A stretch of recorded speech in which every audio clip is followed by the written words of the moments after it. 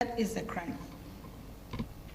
What Mr. Ofori did not seem to know, which I stated in my answer to that allegation, is that the judge his case was transferred from had a family crisis and had to leave Ghana suddenly for an extended period.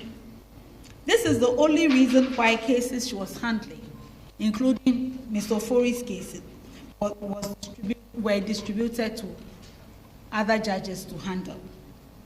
In the second allegation, Mr. Ofori accuses me of transferring a case related to the first one to the new judge who took over his case, after a petition had been sent to me to have the two together. Any lawyer or registrar could have informed him that it is a policy written into the rules of court to have cases between the same parties involving the same issue to be heard by one judge, so that we don't have different decisions from two judges on the same matter. So there is no basis or truth to the allegation that I transferred his cases to a new judge because I had an interest in his cases. Indeed, in the year 2020, I wrote a dissenting opinion in one of Mr. Ofori's cases in the Supreme Court. He won that application because my dissenting opinion was a minority opinion of 3 judges. The other 4 judges supported his application. After this, his lawyers applied that I should not sit on his cases again because I had presided over a different case involving him in the High Court when I was in the High Court in, I think, 2010, which he had also lost. Since then, I have not sat on any matter involving the gentleman. But what is disturbing about the current Article 146 proceedings is the fact that the cases that he's complaining about in the High Court, the ones that were transferred to one judge, started from a judgment in the Supreme Court written by His Lordship Justice Kwaman in favor of Daniel Ofori. How can Justice Kwaman, who gave judgment in favor of Daniel Ofori as part of a panel of Supreme Court, and whose opinion I dissented with, which has made me a target of Mr. Ofori's anger, preside over processes to remove me as Chief Justice because of complaints that Mr. Ofori has? I have already protested that there is a conflict of interest for Justice Kwaman to chair the committee trying me or hearing me on Daniel Ofori's petitions. What Mr. Ofori's allegations seem to suggest is that a court user can attack the Chief Justice and ask for the removal of the Chief Justice if the Chief Justice does not agree with his case while sitting as a judge, or if his preferred judge is unable to hear his case. And now the judge who supports his case gets to preside over the removal process. Apart from these 2 allegations, Mr. Ofori has no personal interest in all the other allegations he's making. And he should not have been allowed to conduct a litigation against me under the disguise of an Article 146 proceeding. In 2 allegations, he's complaining that I misappropriated public funds to buy a ticket for my husband and my daughter to travel with me. In answer to this, I handed over my letter of appointment to prove that in my conditions of appointment as Chief Justice, Ghana graciously gave me 2 vacations in a year. In the Judicial Service travel policy, since 2010, the Chief Justice can never travel alone for security reasons, and the Chief Justice is always allowed to travel with a spouse or another person of their choice. So traveling on my officially given vacations with my husband on one occasion and my daughter for the second vacation is part of the official conditions of my appointment as Chief Justice. I was also not responsible for buying the ticket in question, such that I could be said to have misappropriated the value of the tickets. Indeed, if the Judicial Service was not allowed to buy the tickets for my vacation, the remedy was for the Auditor General to charge me to refund the money. Anyone can check out the 2023 accounts of Judicial Service and know for themselves that there is no surcharge against me or anyone for the tickets that were purchased for my vacations. Ms. Ofori seems to be alleging that I should have traveled with my police escort alone on vacation and not a family member. And this is why he wants me removed from office. And I'm being tried or held behind the walls of a Edu Lodge. Ladies and gentlemen, the question to be asked is, why would anyone demand that I go on vacation given to me as with my police security instead of going with my husband or my daughter? And how can this be a reason for subjecting a Chief Justice to a committee of inquiry? In the petition I received, Mr. Ofori also complains that my family members should not have been given per diem when they traveled with me, and I have misappropriated the per diem they were given. But anyone reading the Judicial Service travel policy will find it provides that when the Chief Justice travels with anyone, whether police escort, another judge, secretary, or a spouse, that person is given per diem. And the rate of per diem is not set or administered by me as Chief Justice. It is regulated and administered by the Finance Directorate and the Judicial Secretary. I've already told you about the retirement of the imprest. In an arm of government where there are almost 8,000 staff that I oversee, Mr. Daniel Ofori's petition contains allegation that I transferred one member of staff to work on a different schedule. That is why I should be removed as Chief Justice. He also alleges that I have refused to reinstate two members of staff whose appointments were terminated around 2015, 10 years ago, when I was nowhere near being Chief Justice, and whose issues are still being heard in court. He goes on to allege that I should be removed for terminating the appointment of two staff members who went through disciplinary proceedings that were initiated by reports against them before I became Chief Justice.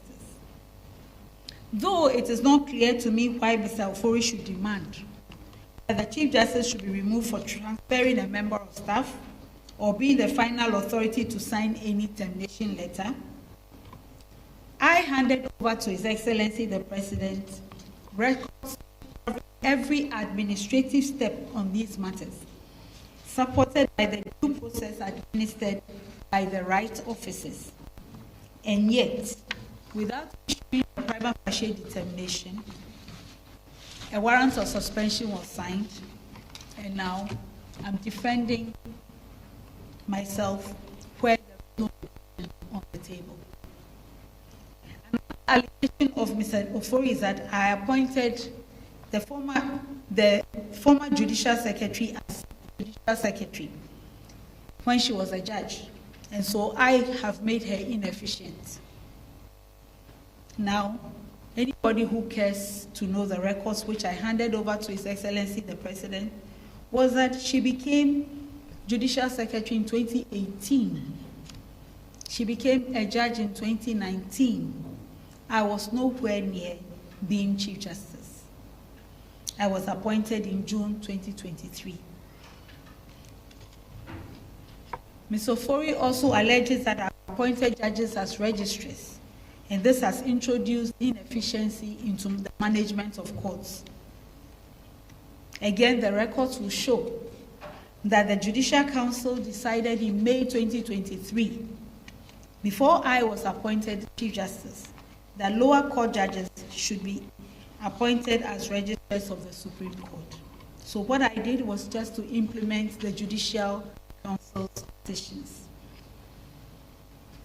Then, Ms. Ofori alleges that a certain gentleman, not himself, but someone, who had a case in the Supreme Court in January 2024, met a different panel in May 2024, 5 months later, so I should be removed as Chief Justice.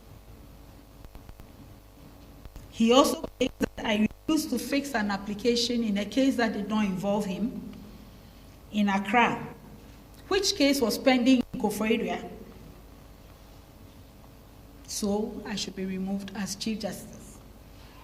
He complains that I supervised the Judicial Secretary to administer a decision of the General Legal Council, which was taken before I became Chief Justice. So I should be removed as Chief Justice.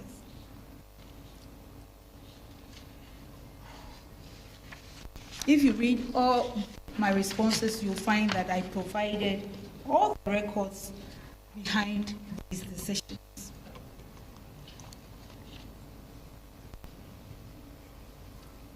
Then he complains that I recommended judges to be appointed to the Supreme Court, so I should be removed as Chief Justice. Now, anyone who knows how appointments are made with recommendations from the Ghana Bar Association, the Attorney General, and the Chief Justice will know that this last complaint was ignorance of a very long-standing tradition. It has been the settled practice for decades that in the recommendation of justices for the superior courts, it is the Chief Justice, the Ghana Bar Association, and the Attorney General who have the privilege of making recommendations for those who are to be nominated. The recommendations can be refused or accepted by the President.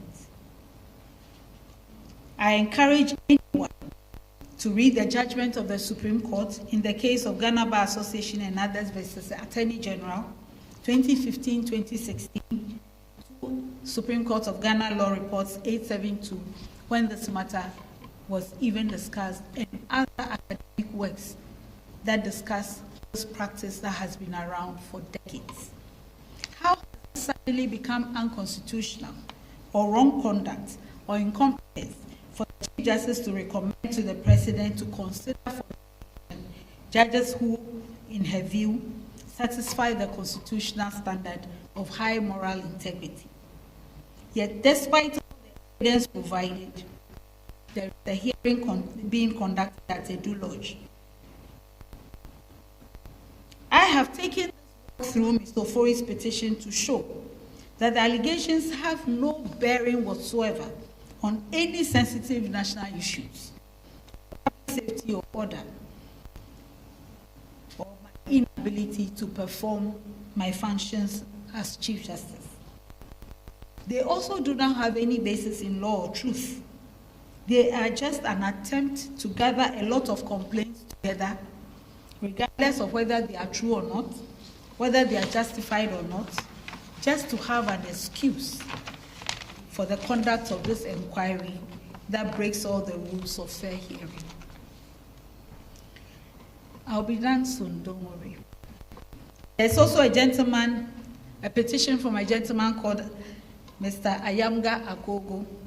His complaint is that on 14th November 2024, after the Supreme Court had given a ruling which went against him, I, as presiding judge in the Supreme Court, ordered his arrest without any reason. He attached an exhibit to his petition, which was a media report from a group called the Law Platform. This media report says that after the Supreme Court panel had ruled against Mr. Akogo, he started to shout in the courtroom, and that is why he was taken out of the courtroom. Essentially, therefore, his own exhibits contradict his claims.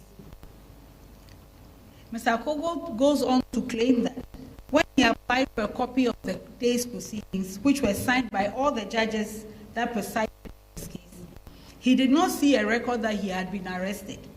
So I should be removed as Chief Justice. What is significant about this petition is that Justice Puaman sat with me as one of the judges who heard Mr. Akogo's case and was named as a witness that Mr. Akogo will call But His Excellency the President has appointed him to chair and inquire into this petition, and he has accepted to do so.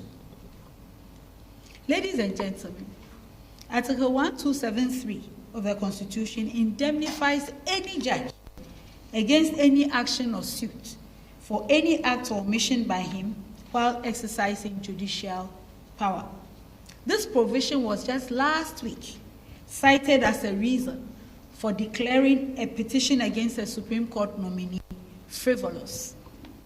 And yet, I'm supposed to be defending myself on the petition of Mr. Kogo for work done in the Supreme Court with 4 other judges.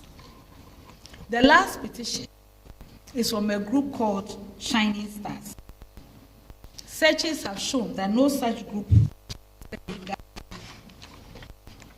Yet, it has petitioned against me, and they claim that during the hearing of the case of Afenyo Makin versus Attorney General and the Speaker of Parliament, when I sat as a judge, I failed to hear the side of the Speaker of Parliament before the Supreme Court made an order, so I should be removed as Chief Justice. Again, I can only point to the fact that no judge sits alone in the Supreme Court, and the court's decisions are the decisions of all the judges who sit together. So you will see that every decision I took that is complained about by Mr. Ofori, Mr. Kogo, and the group calling itself Shining Stars was done as a part of a panel of at least 5 judges that made up the Supreme Court. And all judges in the panel are indemnified by Article 1273. How tenable, if I can respectfully ask, can it be that a petition to remove the Chief Justice from office can be entertained on these grounds?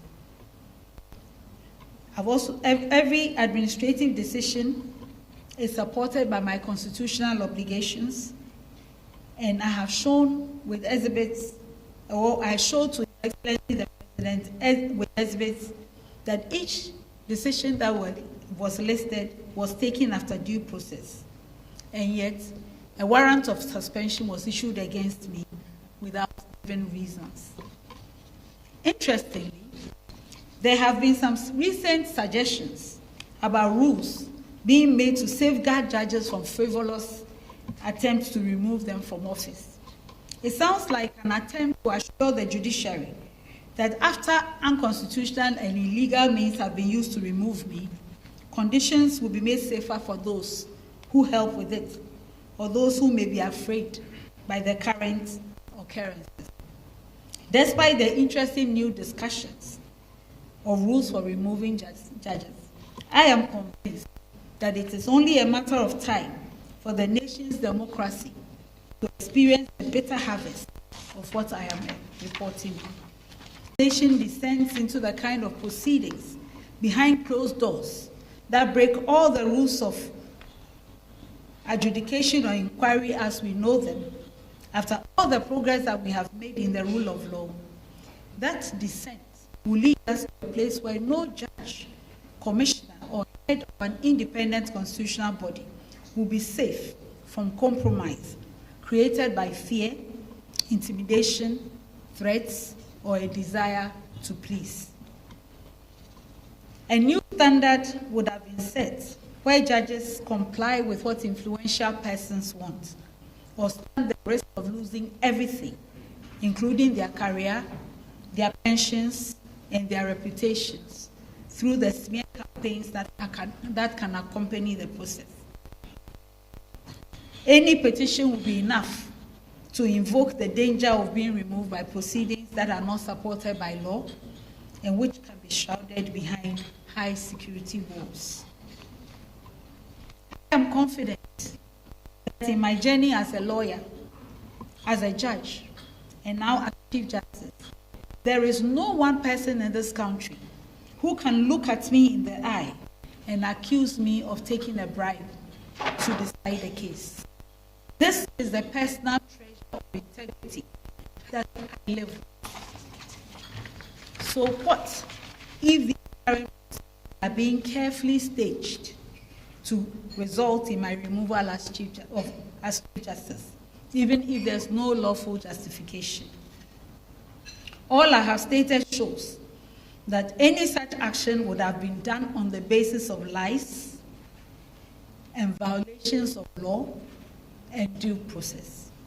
As a career judge who has served under 4 presidents, from High Court through Court of Appeal and Supreme Court, I could never have imagined such irregularities possible if I had not personally encountered them. I am also a mother, and I am a grandmother who must hope for better than this for our country, its rule of law and its democracy.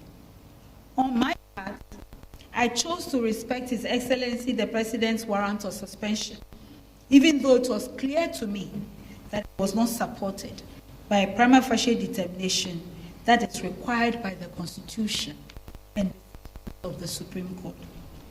I have chosen to honor the set in place to hear the petitions, but I do not choose to hide from the nation that perversion of law, rules, and due process, as we all know them, are driving the proceedings, and this renders the proceedings unconstitutional. I choose to trust that such darkness will not totally engulf this nation. May God bless our homeland, Ghana, and make our nation great and strong. Thank you very much.